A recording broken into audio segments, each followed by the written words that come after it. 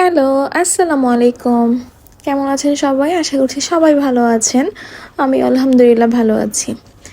এই তো সকাল ভোরবেলা আমাদের বাসায় মেহমান চলে এসেছে বরিশাল থেকে।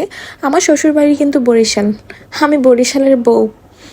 এই তো দেখতে পাচ্ছেন আমার শ্বশুরবাড়ির গাছের কলা নিয়ে এসেছে, দুধ নিয়ে এসেছে, একদম গায়ের দুধ। আর এটা চিনেন আপনারা? এটাকে হচ্ছে অনেকে খেজুরের গুড় বলে, অনেকে খেজুরের ঝোলা বলে, অনেকে আবার শিরাও বলে। আর নিয়ে এসেছে একদম, মানে নিজে দাঁড়িয়ে থেকে মিঠাই বানিয়ে নিয়ে এসেছে, একদম তাজা তাজা মুড়ি নিয়ে আসছে 1 বস্তা। এই তো একদম হাতে ভাঙা মুড়ি। আর এখানে আছে আতপ চাল। আসলে আমার শ্বশুরবাড়িতে অনেক ক্ষেত খামারি আছে, তো সেখান থেকে তারা নিজেরা চাল নেয়, সব কিছু করে নিজেরা। আর এই তো দেখতে পাচ্ছেন এখানে খেজুরের রস আছে 1 গ্যালন। খেজুরের রসটা যেহেতু দূরে থেকে আসবে, নষ্ট হয়ে যাওয়ার চান্স আছে, তাই একটু জাল করে নিয়ে এসেছে। আর দেখতে পাচ্ছেন আমাদের গাছের নারিকেল কত বড় বড়।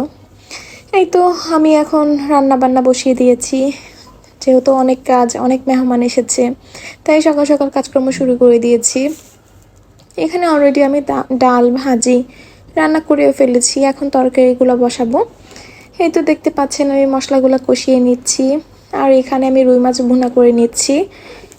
এখানে অনেকগুলো রুই মাছ ছিল, তাই একসাথেই ভুনা করে নিয়েছি। আর দেখতে পাচ্ছেন অনেকগুলো মাছ, যার কারণে আমি নাড়াচাড়া করতে পারছি না, মাছগুলো ভেঙে যেতে পারে।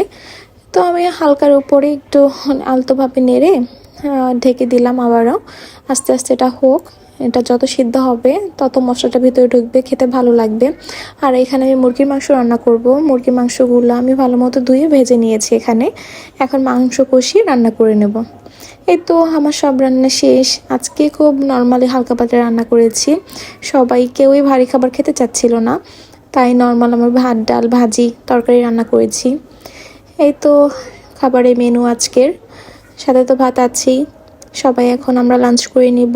লাঞ্চ করে এই তো আমার বিড়াল ছানাগুলোর সাথে আমি একটু খেলা করছিলাম, কারণ সারাক্ষণ মেহমান ছিল।